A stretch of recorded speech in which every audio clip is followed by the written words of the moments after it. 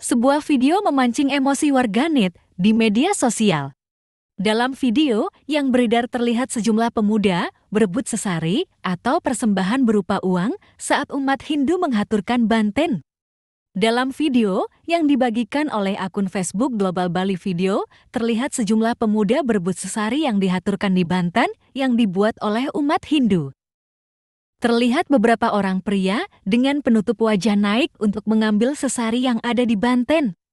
Mereka tanpa segan mengambil sesari, meski terlihat mengacak-acak persembahan yang dihaturkan.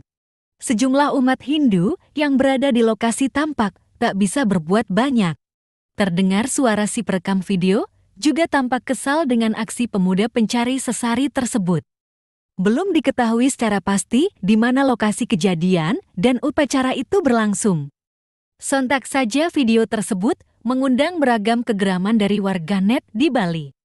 Sebelumnya, aksi pencari sesari memang cukup meresahkan saat upacara umat Hindu di Bali. Mereka mengambil sesari yang dihaturkan saat umat Hindu belum selesai melakukan persembahyangan. Beberapa kejadian bahkan sempat viral dan menjadi sorotan. Nah, apa pendapat kalian tentang kejadian tersebut? Tulis di kolom komentar.